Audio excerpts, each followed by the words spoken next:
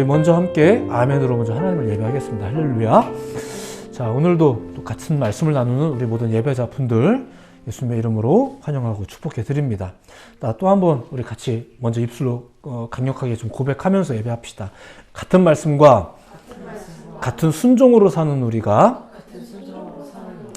예수님의 교회입니다. 여러분이 예수님께서 이 땅에 세우신 교회임을 믿으시기 바랍니다.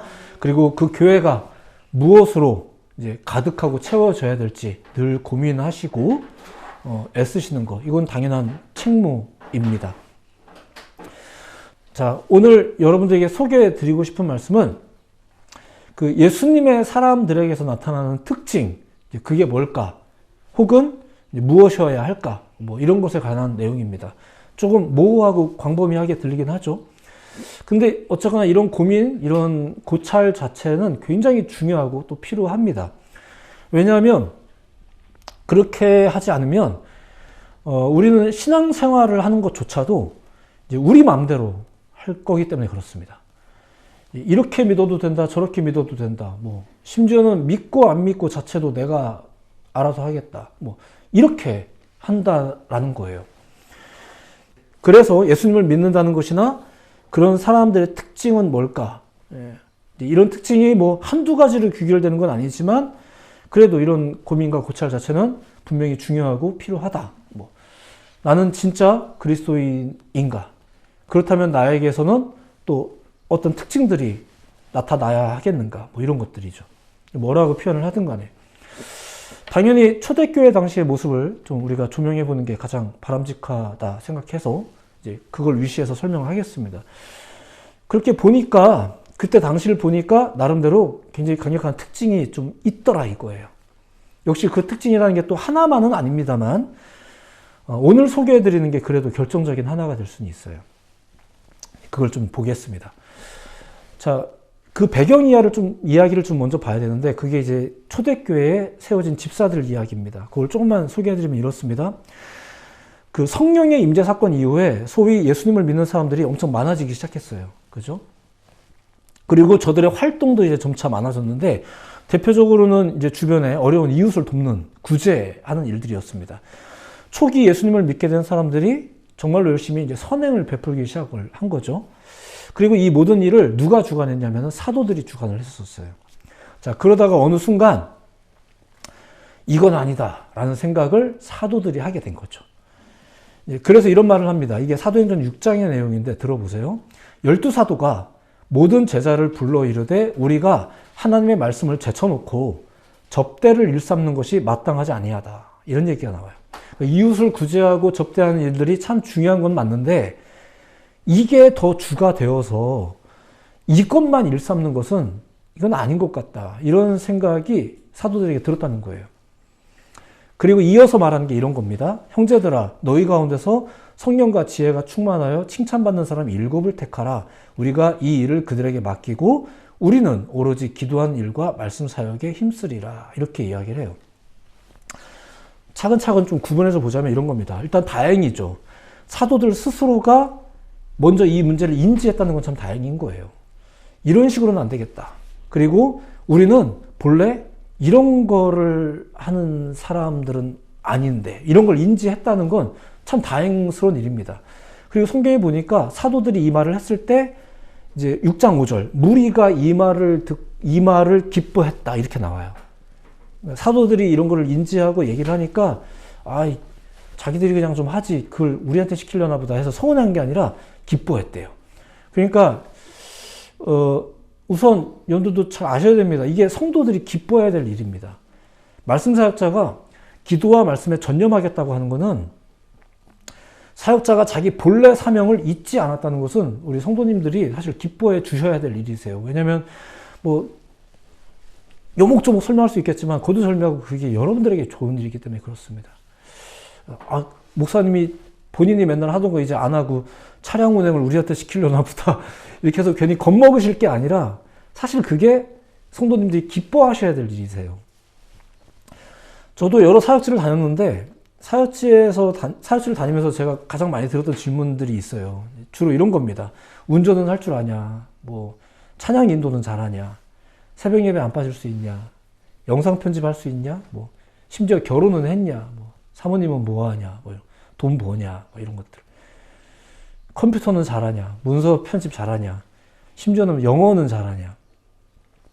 이민교회도 보면 요구사항 중에 이렇게 이력서 같은 거 볼 때 꼭 현지 언어를 잘해야 된다는 조건이 있더라고요. 어차피 한국어로 설교를 할 건데. 그러니까 자, 오늘날의 교회 업무 구조를 놓고 본다면, 그리고 또 계산된 어떤 필요를 따라서 생각을 해보자면, 사역자를 구하자면 뭐 이런 질문이 있을 수는 있는 것 같습니다. 그런데 제 경험상으로는 이런 기능에 대한 필요가 늘 본질을 잠식했었어요. 늘 본질을 잠식해요. 성도들도 심지어 목회자들도. 심지어 목회자들도 내가 정확히 뭐 하는 사람들인지를 잊어버리기까지 해요. 이런 것들에 정신이 팔려서 정말 마음을 쏟아야 할 것에 정신이 안 가는 거죠. 그렇게 되지 않으려면 정말 목회자나 성도들이나 정말 무던히 노력을 해야 되는데 구조적으로 좀 그러지 못하다 보니까 심지어는 목회자들도 분별력을 잃는 거죠. 오히려 이런 거 잘해야 목회 잘하는 거다 이런 생각들을 사실 부끄럽지만 저희 같은 사람들도 저는 했었습니다. 저는 예전에는 그런 생각을 했었어요. 그래서 이런 걸 더 잘해야지 해서 막 뭐 기타, 음악, 뭐 운동 뭐 정말 열심히 했어요. 근데 결과적으로는 뭔가 중요한 걸 놓치게 되면 사실상 목회자나 성도들 모두가 심각한 영혼의 손상을 입게 되죠. 자, 초대교회 당시에 사도들에게 그런 위기감이 온 거예요. 바로 구제사역 때문에. 물론 이거는 너무나 복된 일이고 앞으로도 할 겁니다. 계속 할 건데 그것 때문에 우리 본래 사역이 손상을 입어서 되겠나. 이런 위기감을 정말 다행히도 일단은 목회자가 먼저 느낀 거죠. 가끔은 성도님들이 우리 목사님이 기도를 하시는 거야 뭐 이렇게 의심을 하는데 이거 되게 슬픈 이야기이긴 합니다. 의심을 하는 성도님들의 문제일 수도 있겠지만 이런 의구심을 자아내는 목회자도 좀 고민을 좀 해봐야 되겠죠. 다행인 건 사도들이 먼저 인지를 했다는 거. 그리고 그걸 얘기하니까 성도들도 그 생각이 맞다고 이제 호응을 하는 거죠. 자, 그래서 세워진 게 일곱 집사예요. 사도들의 가치관이 어디에 중심을 두고 있는지를 잘 보셔야 돼요. 그리고 생각해 보세요.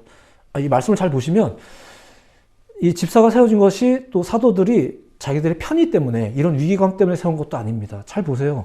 6장 3절 아까 읽어드린 거지만 다시 들어보세요. 형제들아 너희 가운데서 성령과 지혜가 충만하여 칭찬받는 사람 7을 택하라. 우리가 이 일을 그들에게 맡기고.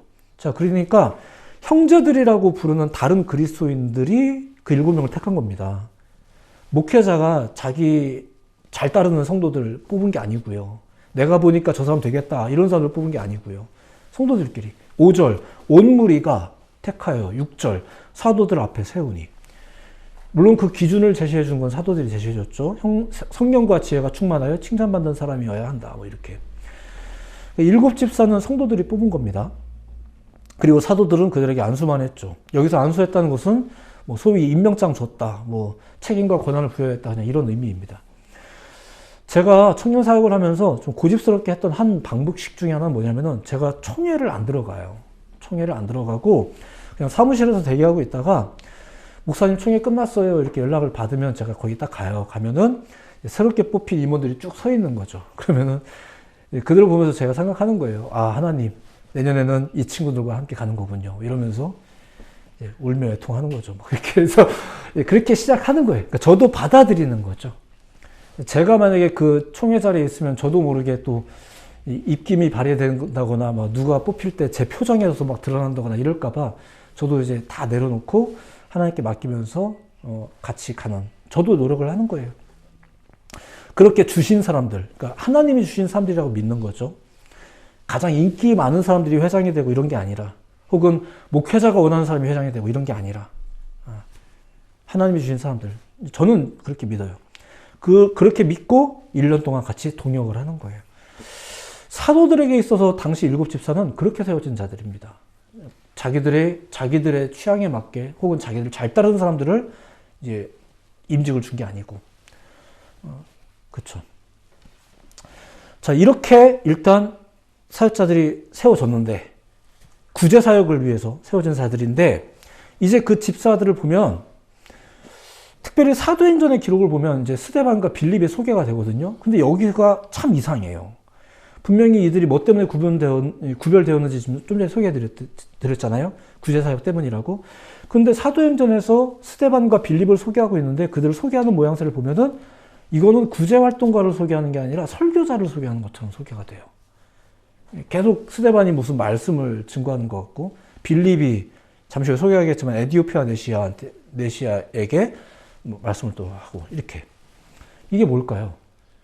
그들이 본래 사역에 집중을 안 했다는 뜻일까? 혹은 뭐 사도들의 사역을 뭐 넘나들었다는 얘기일까? 이제 그건 아니겠죠. 근데 또 분명히 성경에 기록된 스데반과 빌립의 모습을 잘 보면 사도들과 비슷하게 심지어 이제 그 말씀의 통찰력이 굉장히 깊습니다. 이게 무슨 의미일까요? 그냥 우연히 스데반이 설교를 되게 잘하는 그냥 평신도인가? 아닙니다. 단순히 그들이 대단했다가 아니라 첫째는 사도들이 본래 계획대로 기도하는 일과 말씀 전하는 일에 전념을 했다는 뜻이에요. 이렇게 보셔야 돼요. 왜냐하면은 그것 때문에 집사가 세워진 거잖아요. 그래서 사도들이 본래 사명에 충성했기 때문에 또 저들을 통해 말씀을 듣는 성도들도 하나님의 말씀에 대한 바른 이해와 지식의 풍요가 있었다. 이렇게 보는 게 맞아요. 왜냐하면 성경의 이야기가 그렇게 흘러가는 거니까. 여기서 갑자기 영웅스러운 스데반이 등장했다. 이렇게 보시는 거는 성경에 대한 바른 접근법이 아니겠죠. 베드로 전서에 보면 이런 권면이 있거든요. 베드로가 썼겠죠. 너희 마음에 그리스도를 주로 삼아 거룩하게 하고 너희 속에 있는 소망에 관한 이유를 묻는 자에게는 대답할 것을 항상 준비하되 온유와 두려움으로 하고. 이게 뭐냐면은 베드로가 여러 지역으로 흩어져 있는 그리스도인들을 권면하는 내용이거든요. 근데 그 내용이 뭐냐면 이런 겁니다. 너희 마음에 그리스도를 주로 삼아라. 그렇게 너희 마음을 거룩하게 해라. 그러니까 흩어져 있는 사람들에게 어디 흩어져 있든 간에 너희 마음에 누구를 주로 삼아라? 그리스도를, 예수를 주로 삼아라. 그게 너희 마음을 거룩하게 하는 거다. 그리고 너희 속에 있는 그 소망에 관한 이유를 만약에 누가 묻는다면 온유와 두려움으로 대답할 것을 항상 준비해라. 나도 잘 몰라. 그냥 다니는 거야. 이러지 말고 말할 것을 항상 가지고 있어라. 이렇게 권면하는 거죠. 이렇게 가르치는 베드로, 그의 설교를 들으면서 집사의 직분을 받은 게 스데반과 빌립입니다. 그러니까 이 사람들은 이렇게 권면하는 베드로의 이야기를 따라서 훈련받은 성도인 거예요. 그냥 공교롭게 설교 잘하는 설교자가 집사가 등장을 한 게 아니고 자기가 해야 될 구제 사역 안 하고 설교 사역하고 다녔다 이게 아니고 각자 자기 사역을 열심히 잘하고 있는 거예요. 그리고 실제로 잘 보십시오. 성경의 이야기를 잘 보시면 저들이 한 게 실제로 설교가 아닙니다. 그러니까 스데반 집사가 대제사장 앞에서 했던 것도 설교가 아니라 항변이고요. 그리고 이제 빌립 집사가 에디오피아 네시아와 함께 이제 수레를 타고 가면서 나눴던 것도 설교가 아니라 그저 말씀을 잘 나누는 그냥 그런 사람들이었던 거예요. 이유는 앞서 말한 것과 동일합니다. 사명에 대한 사도들의 올바른 인지에서부터 돕는 사역자가 세워졌죠. 그렇게 해서 이제 사역이 다시 건강하게 정비가 되면서 그 사도들이 자기의 사명에 충성해서 전하는 말씀을 듣는 성도들, 그 성도들 역시 그 말씀을 귀 기울이면서 살다가 복음의 자리에서, 각자의 자리에서 그 말씀을 나누는 사람들이 된 거예요. 그게 스데반과 빌립의 이야기죠. 그렇게 일곱 집사의 이야기가 6장에서 이제 시작을 했는데 스데반이 소개가 되고 8장으로 넘어가서 이제 빌립 이야기가 나오고 있는 겁니다. 그리고 오늘은 제가 여러분들에게 이 빌립의 이야기를 본문으로 삼아서 소개를 하는 거죠. 사명에 있어서 직능은 분명히 구분이 됩니다. 직능은 분명히 구분이 돼요. 하지만 말씀의 역사는 어디서든 누구를 통해서든 나타날 수 있습니다. 설교자로서 목사가 하는 설교의 이야기가 있지만 친구와 만나서, 가족과 만나서, 이웃과 만나서 같이 말씀을 나눌 수 있는 여러분들의 언어는 다르겠죠. 근데 그 언어가, 그 내용이 빗나간 거냐, 여러분들만의 또 다른 해석이냐, 그러시면 안 됩니다. 잠시 후에 이제 빌립의 이야기를 제가 소개하겠지만 이게 빌립만의 이야기겠느냐. 그쵸? 베드로가 사도들이 자기들이 본 사명을 잊지 않았던 것처럼 이 성도들도 잊지 않고 있는 이야기가 있어요. 그것이 초대교회 그리스도인들의 삶의 태도로 나타나요. 언어 습관으로 나타나요. 그리고 오늘날도 우리가 그래야 되지 않겠냐. 오늘 그런 설교를 하고 있는 겁니다. 그래서 그 이야기를 보니까 단순히 스데반이나 빌립이라는 사람이 그저 말씀의 전문가였다는 뜻인가, 그런 의미는 아니다라는 걸 오늘 본문을 통해서 보려는 겁니다. 자, 이제 빌립의 이야기를 잠깐만 봅시다. 이런 거죠. 일곱 집사 이야기 이후, 스데반 이야기 이후 빌립이라는 사람이 등장합니다. 근데 사마리아에서 전도를 막 열심히 했대요. 그러다가 그곳에서도 이제 뭐 거룩한 성과가 많이 나타났는데 어느 날 성령이 빌립을 광야로 이끌게 됩니다. 8장 26절의 내용인데 들어만 보세요. 주의 사자가 빌립에게 말하여 이르되 일어나서 남쪽으로 향하여 예루살렘에서 가사로 내려가는 길까지 가라 하니 그 길은 광야라. 이것도 막 주의 사자가 성령입니다. 하나님의 영인데 이거 여기 설명 또 길어지니까. 자, 그래서 갔어요. 그래서 갔는데 거기에 에디오피아 여왕의 내시를 거기서 이제 만나죠. 그 내시는 고자입니다. 내시니까요. 고자고요. 그리고 이방인이고요. 근데 그는 유대교를 통해서 하나님을 믿게 된 사람이었고, 그래서 이 특별한 절기가 되면 여기까지 예배를 하겠다고 온 그런 사람인 거예요. 그런데 사실 이방인에다가 고자이기까지 한 이 내시는 유대교법에 따르면 그 성묘에 참가할 수가 없습니다. 그러니까 성전에 교회 갈게 하고 왔는데 교회 안에 못 들어오는 거죠. 그러니까 사실 좀 멀찍이서 예배해야 되는 그런 입장이에요. 그리고 이 사람뿐만 아니라 몇 번 설명한 적이 있지만 사실은 당시에 그 유대교법 안에는 가장 안쪽에서 예배하는 사람부터 바깥쪽 뭐 이렇게 해갖고 이방인의 뜰 이렇게 성전 구조 자체가, 그래서 자꾸 이렇게 어떤 레벨을 만들어 놨어요. 참 이거 자체가 사실 하나님 보시기에 안 좋은 건데 이미 그렇게 돼 있었는데, 이 이방인 내시도 그런 사람이에요. 그런데도 불구하고 예배하겠다고 이렇게까지 찾아온 사람이죠. 그런 그가 돌아가는 길에 술에 앉아 또 이제 이사야의 글을 읽는데 마침 또 그 읽고 있는 내용이 메시아에 관련된 내용이었던 거죠. 그리고 내시는 이제 그 말씀의 의미를 깨닫지 못하고 있는 상황이었습니다. 자, 바로 그때에 또 참 우연의 우연이죠. 그 근방에 빌립이 또 있었던 거예요. 그 광야에. 그래서 이제 빌립과 만나서 수레를 같이 타고 가면서 이제 빌립이 이사야서의 이야기를 또 뭐 해석해주고 이렇게 된 거죠. 또 한 번 더 정리해보자면 유대교 절기에 참여하면서도 환영받지 못하는 이방인, 그리고 유대교 전통에 따라서 소리내서 성경을 읽어도 그 말씀의 참 의미도 알지 못해서 답답해하던 이 고자. 그런데 그가 성령의 사람, 이제 좀 새로운 기류의 사람들이잖아요. 이 그리스도인들이 이 성령의 사람을 통해서 지적인 해소를 얻을 뿐만 아니라 율법적 해소를 얻을 뿐만 아니라 심지어는 예수님을 믿게 되는 역사가 벌어지게 된 거예요. 이게 굉장히 신기한 거예요.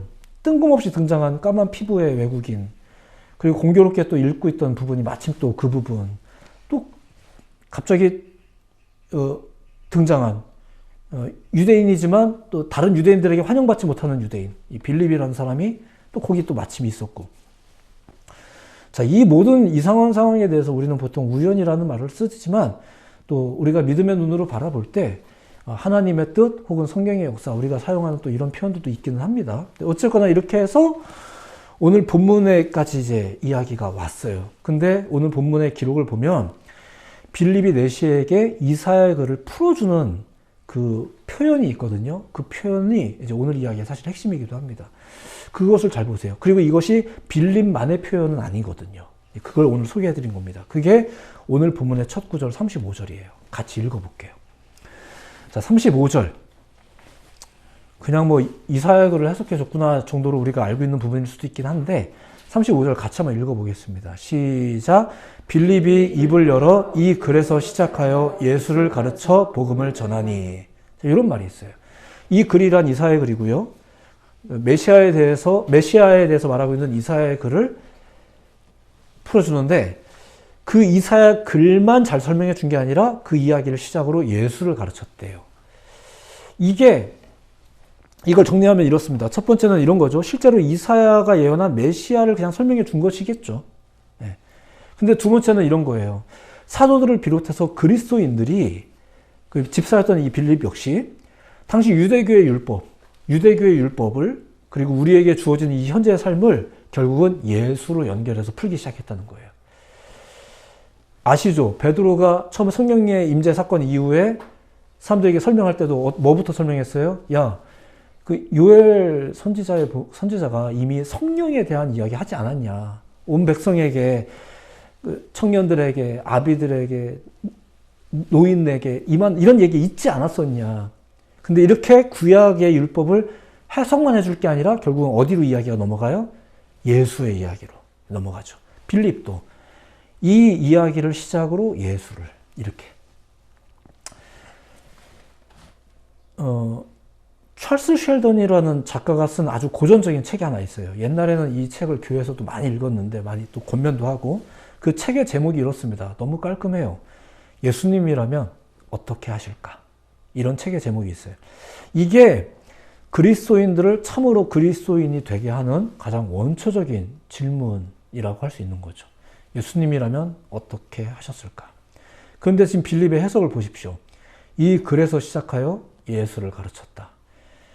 다시 말씀드리지만 이거는 그냥 이사야서에 대한 해석일 수도 있고요. 또 그리스도인들이 하는 어떤 우격다짐일 수도 있어요. 나쁘게 그렇게 표현할 수도 있겠죠. 하지만 분명한 건 그들에게서 나타나는 특징은 그거였었어요.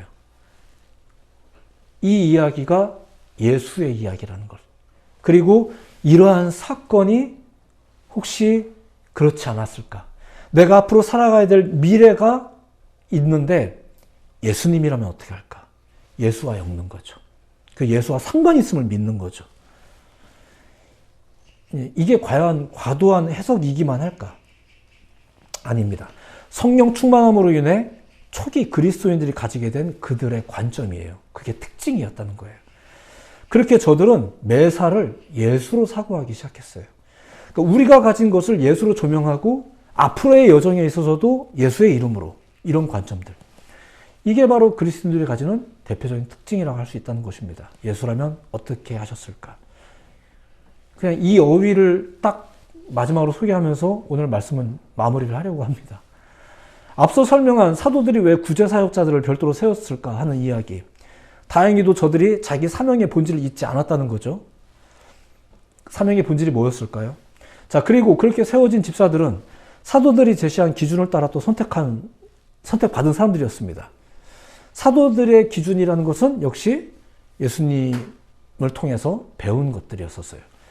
그리고 그렇게 선택된 집사들 역시 후에 사역을 하면서는 어떻게 했나? 역시나 자기 직제 속에서, 자기 역할 속에서 말씀을 증거하면서 살죠. 근데 빌립의 경우는 어떻게 했다는 거예요? 이 글에서 시작하여 예수로 이렇게 가르쳤다는 거예요. 자, 언젠가 제가 이런 설교를 했던 적이 있는데 시편의 대표적인 저자가 누굽니까? 다윗이겠죠? 여러분들이 그렇게 떠올리시잖아요. 다윗은 군사 지도자입니다. 정치 지도자예요. 그래서 그의 시편을 잘 보면 은연중에 그런 입지가 드러납니다. 왕으로서의 입지죠. 한편 시편의 저자 중에 보면 아삽이라는 사람이 있거든요. 들어보셨죠? 그 아삽은 교회에서 노래하는 일을 담당하고 일종의 종교 지도자입니다. 교회 성전 관계자예요. 근데 그의 시편이 성경에도 또 많이 나오거든요. 근데 그의 글을 잘 보면 또 은연중에 종교 지도자로서의 입지가 잘 묻어나요. 세상 문제를 보면서도 목사님스럽게 기도하는 거죠. 이런 식으로. 오늘날 그리스도인들은 어때야 할까? 그들에게서 묻어나는 대표적인 입지가 있어야 되지 않겠냐. 이게 오늘 이야기의 핵심이라는 거죠. 그게 딱 단원에서 맨날 성경책을 끼고 다녀야 된다. 욕 안 해야 된다. 술 안 마셔야 된다. 예전에 이제 이런 식으로 규정을 많이 했잖아요. 이런 것들도 있을 수도 있겠지만 우리 가운데 있는 대표적인 입지가 있어야 된다면 그게 뭘까? 이게 좀 내면적인 걸 수도 있겠습니다만 이런 거예요. 우리가 과연 매사를 예수로 설명할 수 있겠느냐? 예수로 생각하느냐? 내가 가지고 있는 돈, 내가 가지고 있는 어려움, 내가 가지고 있는 상황, 내가 맞이해야 될 모든 것들, 우리는 과연 예수로. 이 이야기를 시작하여 예수를. 이런 모든 상황을 예수로. 그리고 앞으로 우리가 살아감에 있어서도 내가 무엇으로? 예수로. 우린 이렇게 말할 수 있는, 우리 가운데 그런 입지가 명확하게 있냐, 이런 얘기죠. 예수가 드러나지 않고 예수로 시작하지 않고 그리고 더 나아가 예수로 끝나지 않는 사고와 태도라면 그게 어떻게 그리스도인일 수 있겠어요? 그리고 어떻게 성령의 사람이라고 말할 수 있을까? 예, 그럴 수 없다는 거죠. 예, 그저 하나님을 믿는다라고 말하면서도 예수와 무관하다면 그냥 유대교의 아류일 수밖에 없겠죠. 하나님은 우리를 그렇게 부르지 않으셨거든요. 자, 원초적인 질문이에요. 사실 우리가 학생 시절에도 많이 듣던 말입니다. 뭐 리얼 크리스찬이라 가지고 우리는 진짜 그리스도인인가? 이 질문에 대해서 뭐 여러 가지 기준이 가능하고 또 도덕적 기준, 종교적 기준 가능할 수 있습니다. 그리고 또 교회에서 때로 그런 걸 제공해 줄 수도 있겠죠. 이런 걸, 너 꼭 이런 걸 해야 이게 잘 믿는 거야. 뭐 이렇게 가르치기도 하고, 뭐 필요한 일일 거라 생각합니다.